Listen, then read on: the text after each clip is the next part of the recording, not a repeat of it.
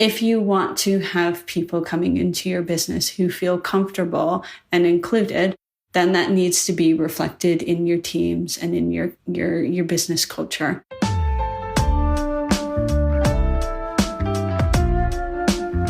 It's great to have diversity, but if your diversity doesn't move up the ladder, then your employees won't feel like they have that upward momentum in the company. I think it comes down to two key points of empathy, being able to put yourselves in the shoes of others, and also a desire to include people who perhaps you wouldn't normally see in your coffee shops. Welcome back to the 5THWAVE podcast. I'm Jeffrey Young, Editor-in-Chief of coffee business magazine 5THWAVE. And today we'll be exploring the important topic of diversity and inclusion in the coffee industry. We'll be asking, why is it important to have a diverse workforce? What do we mean by inclusion? And what are the business benefits of embracing diversity and inclusion from your staff, your customers, all the way to the design of coffee spaces? We'll hear from Jessica Worden of GAIL'S Bakery, Tim Blanchard, an avid attendee of the London Coffee Festival. And we're beginning by speaking with industry legend Lem Butler, co-founder of Black and White Coffee Roasters and the first black finalist at the World Barista Championships.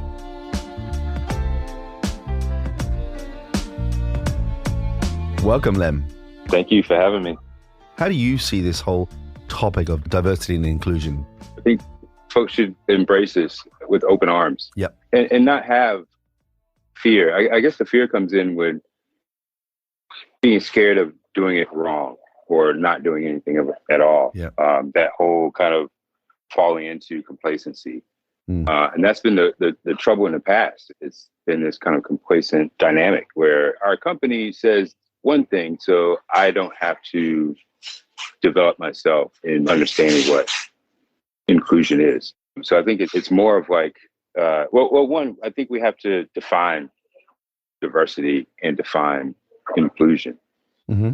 Now, if we can start coming with like definitions, and then we can start holding that mirror up and seeing how we involve ourselves in that. I always looked at diversity as sort of like a numbers game, like how many people of color involved in the company, how many folks that identify as women identify as male or gender neutral. It's more of a numbers thing. You can have a diverse company, but that could be problematic because if those folks aren't at the table making decisions, then they're not really included in the company and the making of company policies. And that's where we can get into that problem of complacency. So you can say my company is diverse, but if you look at the leadership team, it's all white males. So inclusion, you're including your diverse staff in policymaking, in that seat at the table on that leadership team. We have to define those terms and understand what those terms mean. I think that's the first step. How do you think the coffee industry ranks in terms of its diversity and inclusion? Score out of 10. Out of 10? You said it was a numbers game. It's tough. Yeah. It's tough. I came into coffee in 2003, and the landscape was like completely different than it is now. So I feel like the industry has made some great progress, some great traction towards inclusion. Here's an example. So in 2003, I applied for a coffee position, a barista position. And in the interview was the owner, a white woman, and her GM, which was another white woman. Mm-hmm. And the GM, she didn't want to hire me, but the owner did want to hire me. And looking at the staff was mostly white women. And so the gatekeeping of the GM, I don't know if it was intentional or not, but she felt like she wanted to hire white women. And that's what she did. But the owner stepped in during my interview and said, no, we need to hire this guy. Now, if, let's say, she left that up to her general manager to make all the hiring decisions, I would have never gotten a job in coffee, and I would probably not be in coffee. And I've been in coffee for almost 20 years. So there's that dynamic of, here's a person that's in charge of making decisions. This person has a seat at the table, and this person can make these decisions. And they can be that gatekeeper, and whether it's intentional or not, to block people of color into this company. And also, when she hired me, I had no plans in staying in coffee, but I discovered the barista competitions, and that made me pursue perfection. It made me pursue being the best in my field. And the owner took note of that, and she put me in charge of training all the new staff. So she invited me to the table to rewrite the whole training manual to make decisions in education in her company. So that was a moment of inclusion where I feel that her general manager, I don't know if she didn't have the power or she had the desire. If it was all left up to her, that would never have happened. I feel like I followed the owner. The decisions she made, how she treated her staff, how she was very inclusive in her management team to make decisions for the company. And I felt that was the norm. But as I started to compete and got into the industry more and went to my first expo, I started to notice something similar to my history in whatever I was involved in. I was one of few Black musicians in the top band in high school. I was one of the few Black musicians in the marching band. When I was the first of two high school students in my neighborhood, which was 98% Black, to actually go to college. And when I went to college, I went to a predominantly white college. So I was always in these atmospheres that, didn't really look like me or weren't very inclusive. And I felt like I had to work extra hard to do just as much as my counterparts. So when I got to coffee, I started to see the same thing. I was one of two Black baristas to compete in nationals. And then that even changed to, I was the only Black barista out of maybe 100 baristas to compete in the barista competitions. And then I also started to see, as I'm at these events, where folks would enjoy my company, but they would never invite me to the gatherings, the in crowd, which was predominantly white.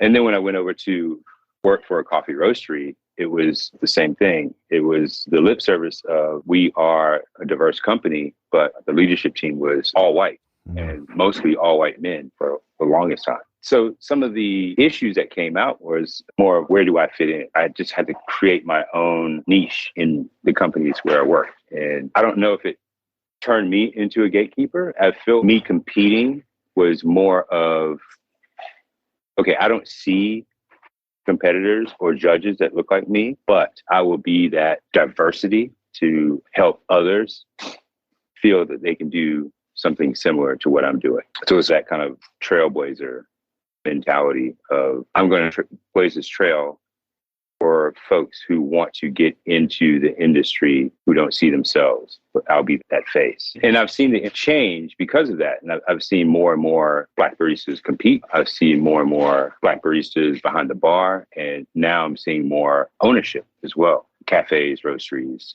etc. And I always felt like the norm for me was just to put in extra work. And that's what I did. And it's what I still do now. And do you think that's still the case today?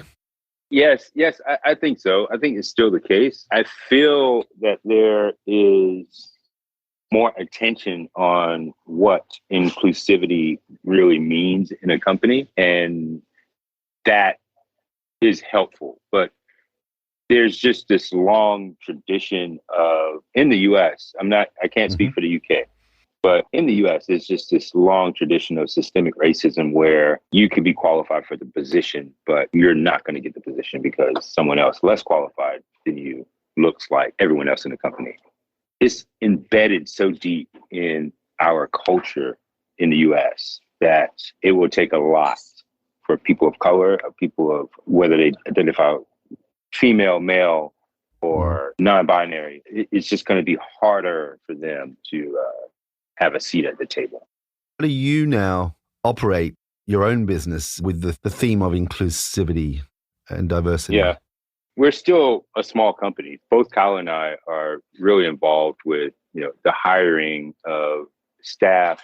It was 2020 actually made us look at our company a little more in depth because we felt like the pandemic, especially the lockdown, just broke our company apart. But we had 3 cafes and a roastery. It was almost like we had 4 different businesses operating on their own, and there was no interconnection. So after the lockdowns and we started to get back to some sort of normalcy, we decided to establish a leadership team with hopes of bringing the company back as one company and have this leadership team focus on policy decisions for the different departments. And it was important to have key people on that leadership team. So that inclusivity piece was really important. So we wanted to make our leadership team reflective of the entire company.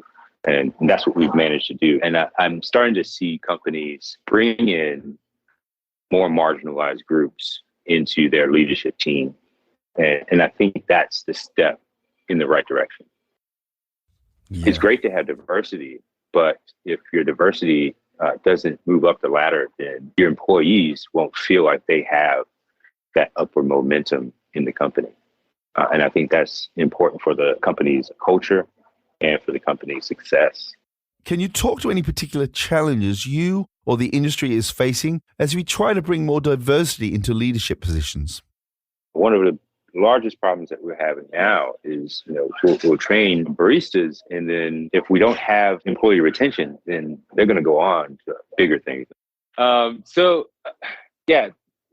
Staffing is just is a nightmare right now. I think now it's just getting some bodies in the door that are capable of working. And from there, making sure that your company does have true upward mobility, because that's one thing that's going to be helpful in employee retention. Because if employees feel like they could advance in the company, then they'll continue to invest their time in that company with hopes of continuing on with a better position or a higher role or that seat at the table to influence policy in the company, influence their hiring practices, training practices. I listened to this podcast a while ago about inclusion, and they were talking about how companies need to dive a little deeper into these personal connections with staff members. Because if you have a person of color, on the way to work can have anywhere from 10 to 20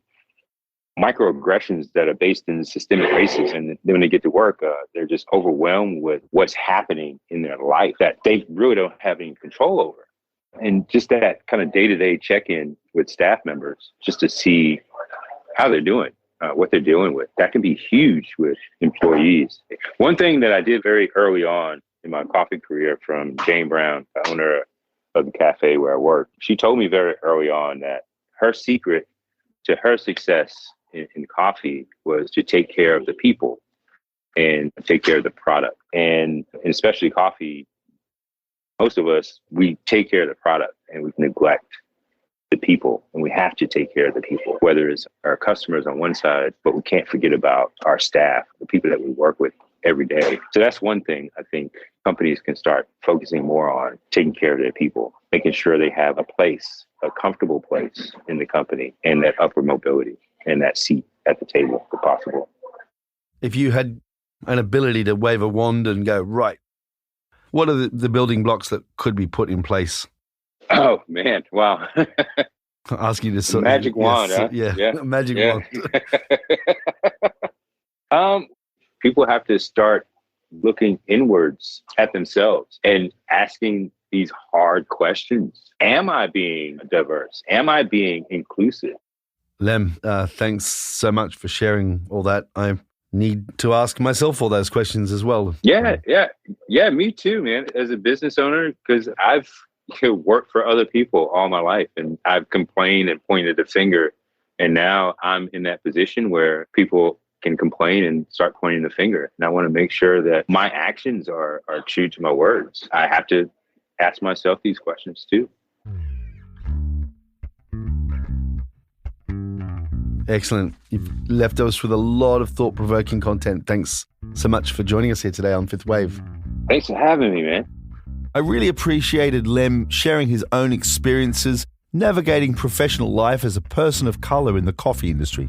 And his advice to coffee shop operators was excellent. So to recap, to understand whether your business is diverse and inclusive, you can first start by looking at the numbers. How diverse is your workforce?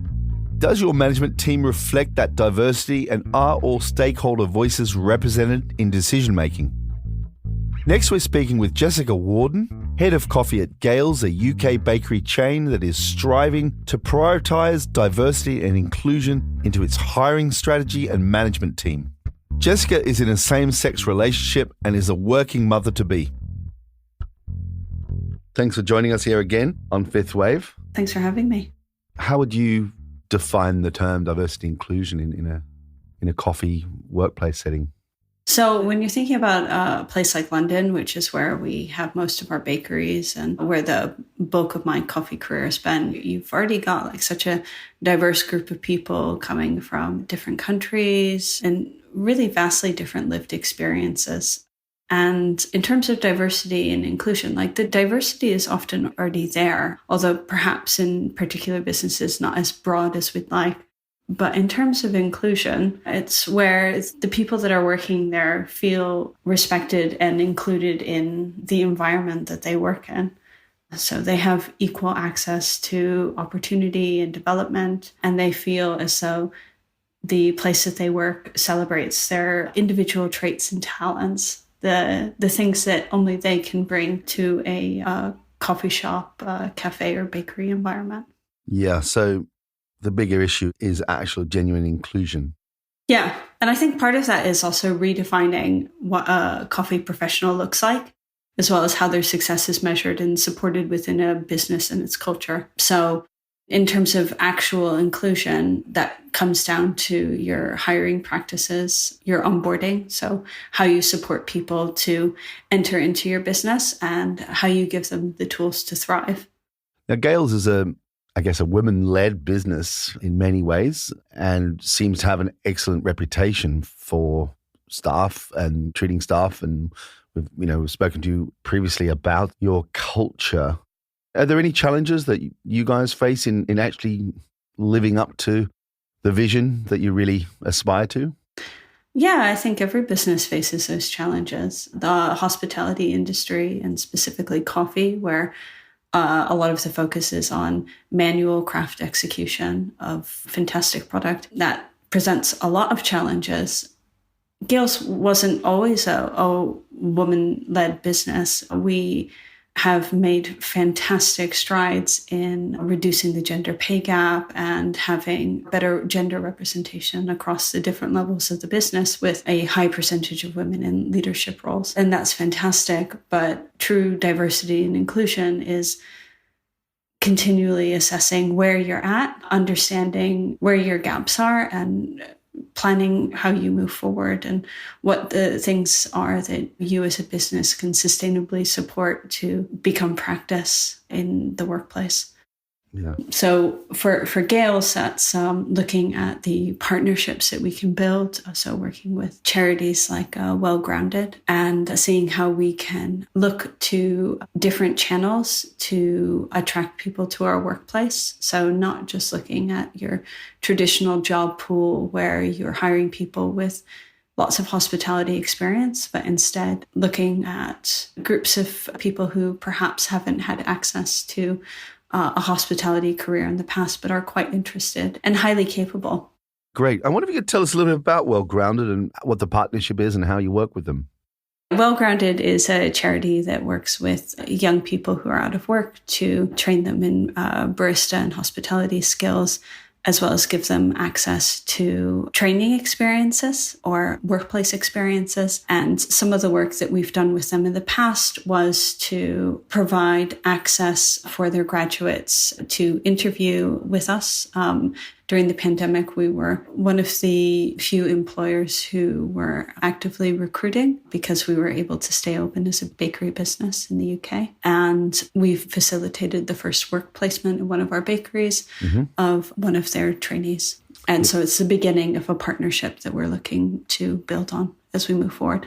And is this just what you believe in as a business, or are there some actual business benefits for working with groups such as this? Our approach to craft and coffee specifically has always been that we want to work with great people, and we know that we work with great products, and we've always been invested in growing and developing our team. So our approach to hiring has always been very much people focused and having a strong training program to support them in their development. And I think that approach naturally extends itself to working with individuals who haven't had access to the hospitality industry in the past. Well-Grounded is one of the groups that we're working with. We've also started doing initial work to work with Only a Pavement Away, as well as Working Chance. And I think it's all about increasing your access to people who could work for you. I think traditional routes to employment always rely on hospitality job boards that you really only are in the know about if you work in hospitality and you feel like these jobs are open to you. Whereas our approach has always been about finding the right people. And a lot of the work that we're doing now is understanding how can we create the right environments, but also the right communication channels and partnerships to find those people who are really fantastically suited to work for our business. Now, it's not uncommon for cafe floor staff to face hostility from customers. And depending on the situation, this hostility can take a mental toll over time. How do you approach this problem at GAIL'S? Yeah, GAIL'S runs listening groups twice yearly for our teams in different job roles. So some of the things that are discussed in these sessions are inclusion and well-being. Yep. And facilitate an opportunity for everyone who's participating in that conversation to give feedback. What that does is it creates a space for collective input where a broader group of people are able to articulate what their needs are and how a business can work towards meeting them. But I think if the business is fostering an internal culture, that naturally translates through to the workplace. So when you have an inclusive culture within your teams, the environment that you create in the work floor space that the customers engage with is an inclusive space. So on the one hand, while you may have a customer who's having a bad day, we've all been there where you've had someone who's just come in, they're a bit negative. If you've got the right structure in place, as well as the right culture in place, the team will be better equipped to turn that experience around. And equally, vice versa, if you have an inclusive culture embedded in your business, you are in a better position to attract a more diverse group of customers. Yeah. So I think it goes very much both ways. If you want to have people coming into your business who feel comfortable and included, then that needs to be reflected in your teams and in your business culture. So I think they're very much interlinked. So that inclusive culture provides an opportunity to attract a diverse customer base, which the type of customer base you want anyway, but more customers. Yeah, I mean, it increases your potential for sales. Like the number of people who want to have a lovely croissant and a beautiful cup of coffee is, fortunately for our industry, quite a big group. And so the challenge becomes, how do you tailor your business, your range, to appeal to a broad number of people? But equally, how do you prepare your teams so that when you have such a broad group of people coming in, that they all feel welcome, that they all feel validated in their choices when it comes to what kind of coffee they like, but equally also that they feel respected and appreciated? Do we have a member of the team who is perhaps transitioning, which is such an incredibly intense period of your life, do they feel supported in their personal journey? Is the manager who decides some of their day-to-day work having the right conversations with them about their needs? Is the team sensitive to their preferred pronoun?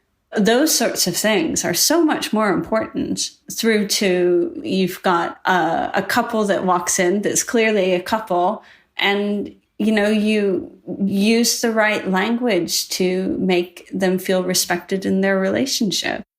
Now, you're about to become a mother, Mm-hmm. and presumably that means time off, that means flexibility. Yeah. Yeah, children bring another whole dimension to the idea of, can people work? Can they maintain a job? Can they feel comfortable to take time off? How do you structure for people with children? Yeah, so this is some recent work that we've done that I cannot take credit for. It's our people director, Miranda Burgum, and Haley Connor, who's our group head of people. So we recently introduced more benefits that promote inclusion. So that's enhanced maternity pay, enhanced parental leave, as well as grandparents' leave. And those sorts of things, as well as creating an environment where parents in particular feel like there's enough flexibility that their needs can be met, whether that's a high level of flexibility around shift work and rotas, through to flexible working for our support teams. I do feel like that is culture that we've created that is really special and unique. When I've had initial conversations about my maternity leave, I've been encouraged to take as much time as my family needs and to really hold those considerations first and foremost, and been assured that my job will be there for me when I'm ready to come back. And the conversations have been more focused on, yes, to set everything up so that I'm leaving my department in good order, but equally also to take care of myself and my family as I go into this very new journey. What are the steps that are important to take account to when you're onboarding new staff in relation to diversity and inclusion? So to be included is to become part of something. So a business, its culture, and really feeling like living and breathing the knowledge that your personal contribution adds to the whole. So when it comes to the onboarding process, it's so important to think of your workspaces as an environment where you want to facilitate how individuals thrive in collaboration with each other, and how you can create an environment where the diversity of a workforce's combined lived experiences create a really rich texture to build and grow from. And when it comes to your initial few shifts in a new work environment, it's so important to consider who is facilitating that experience. How much time are you giving to the person to learn the key information that will support them in their role? What tools are you giving to them so that they can access that information at a later stage? Because there's usually so much that's happening and you're trying to absorb so much at once that it can be really challenging to hold it all. And also, like, longer term, how much clarity are you giving your teams in terms of their own development? A lot of the time, I feel that true inclusion can be inhibited because there's maybe a communication breakdown between an individual and their line manager. So they just aren't aware of the opportunities. And maybe that's just because they naturally just don't gel very well. And that can lead to a sense of not being included. And I think as a business, there are things that you can put in place so that people have consistent and clear information that they can easily access about what support they have access to, whether that's well-being, to HR policies, through to the educational tools that you might use in your business, to the development opportunities, what that looks like, having a really clear outline of the steps that are required to grow within a business. Wow, that was an amazing way to end it. Thanks so much for joining us. Thank you for having me.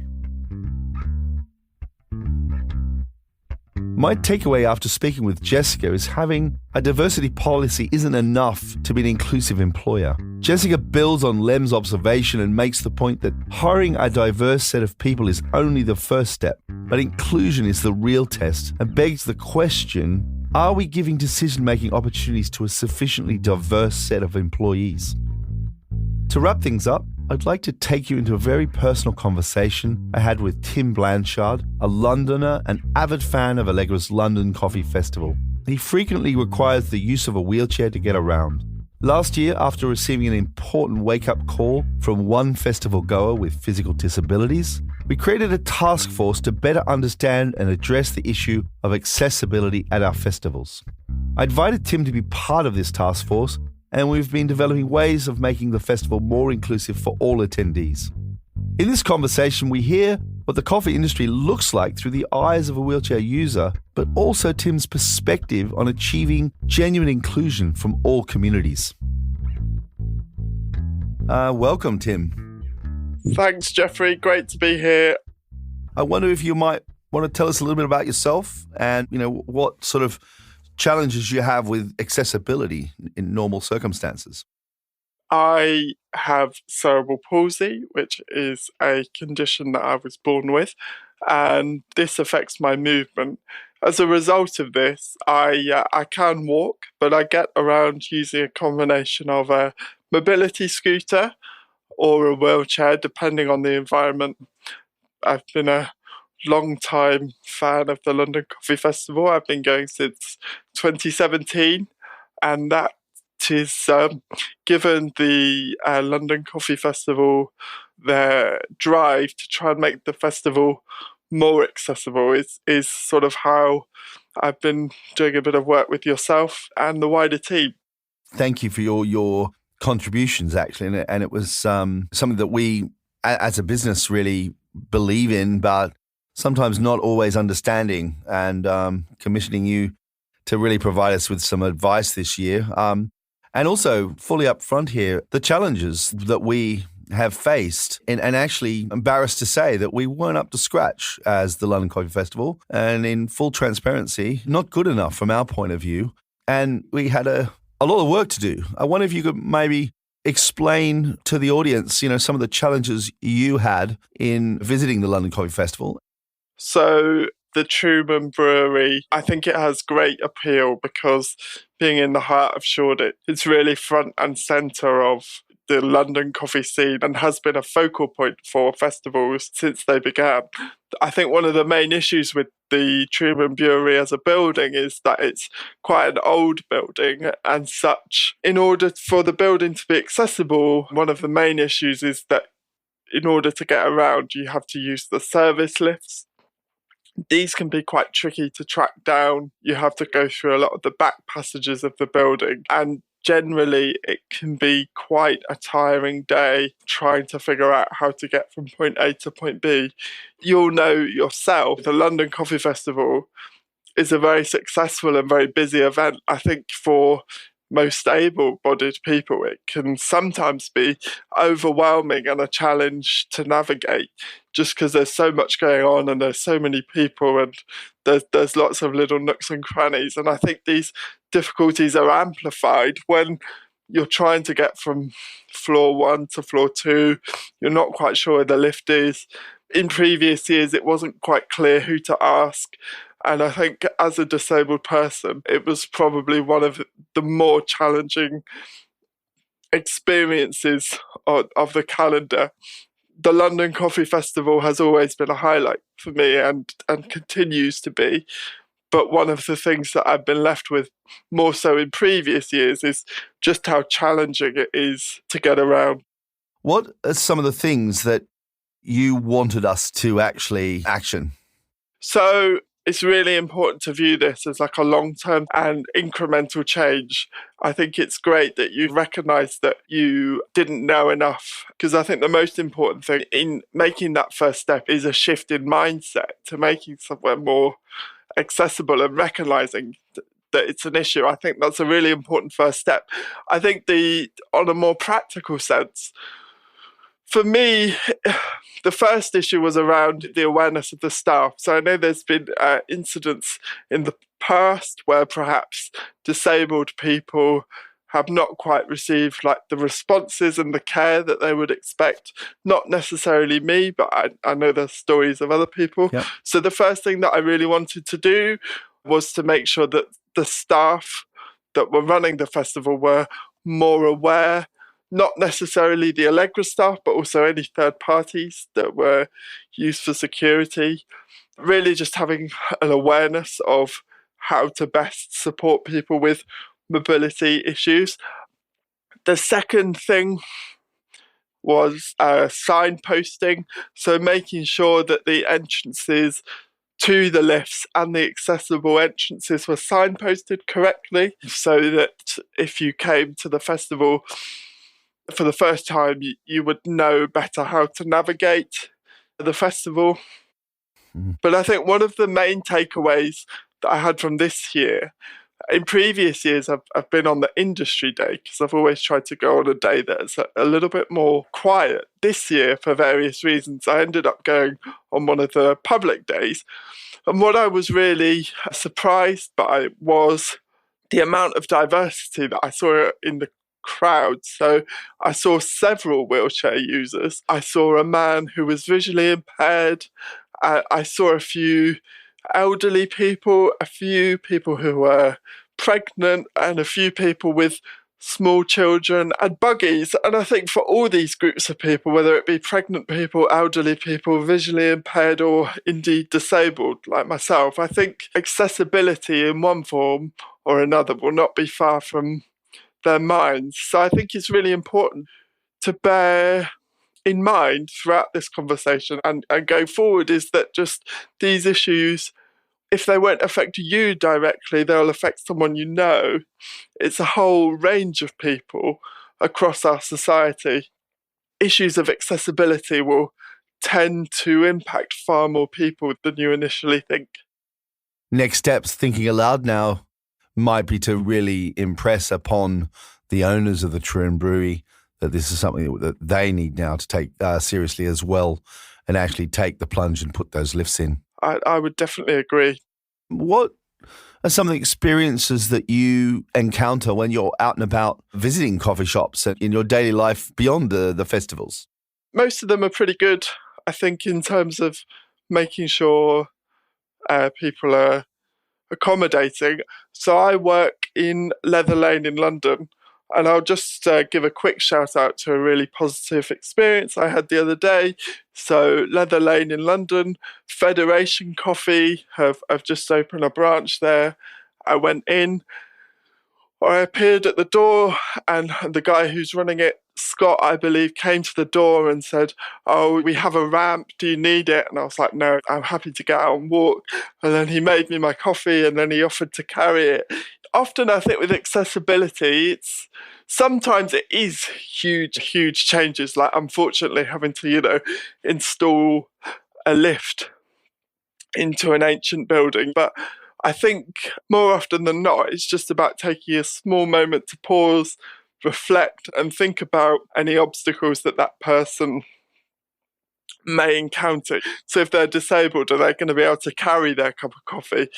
Might they need a straw if they have challenges with drinking or swallowing or something like that? It's just able-bodied people just to take a moment, pause, and just ask. And I think don't be afraid to ask. Never be afraid to ask, even if someone declines your help. Because I think people are often intimidated as to the best way in which they can assist someone. But if you go in with an open mind, with the intention of working with that person, then, the worst they're going to say is no. That's really amazing. And then just sort of practical initiatives that coffee operators can take to make sure their outlets are as accessible as possible. One of the big ones is seating. I went into a quite a famous coffee shop who I won't mention, and they didn't have any seating in their branch because I think they were trying to push this really high turnover model. And I had a conversation with the owner, and I mentioned seating, and they were receptive to the idea of putting seats in. but I was disappointed that there weren't seats there in the first instance. And again, I think it comes down to two key points of empathy, being able to put yourselves in the shoes of others, and also a desire to include people who perhaps you wouldn't normally see in your coffee shop. So, if your clientele is mainly people of a certain type, think about how an elderly person may wish to come and experience your coffee shop, or a person with visual impairment. It's really down to the individual shop and the layout of the shop, but I think more so than actual adjustments to your setup, I think, again, it comes down to that shift in mindset. So having an awareness. If you see someone approaching your coffee shop with a physical impairment, are you prepared mentally to have that conversation about how you could best assist them? Have you thought about your setup and how that might present challenges? If you have a toilet, have you made provisions for people with disabilities to use the toilet? If that's not possible, do you know where the nearest disabled toilet is? But again, it comes down to that shift in mindset and thinking about how you can make adaptations and adjustments, even if they're small steps in the right direction.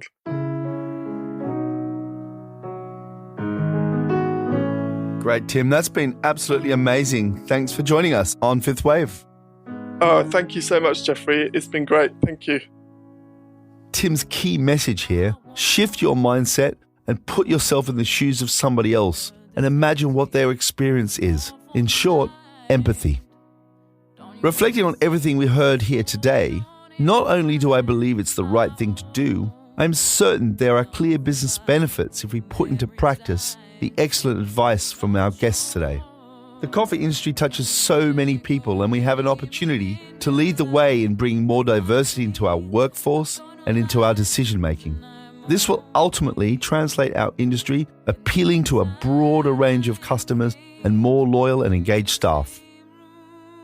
And that's all for this week's Fifth Wave podcast. Please subscribe to the Fifth Wave wherever you get your podcasts, and we'd really appreciate a good rating if you enjoyed this show. This episode was produced in the one and only Serendipity Studios in glorious Camden, North London. It was produced by myself, Jeffrey Young, Hannah Heath, James Harper of Filter Productions, and sound engineering by Chris Bristow. And this week's song in collaboration with the Coffee Music Project is I Gotta Hope by London-based artist Coco. And until next time, stay safe and stay caffeinated. Like a summer bonfire, quiet mind, leaving no more trace like that evening of July. I hope I can wash away all my dirty sins, quite sure. Can you hear the rift in the corners of my voice? I gotta feel, I'm gonna lies, and I'm okay.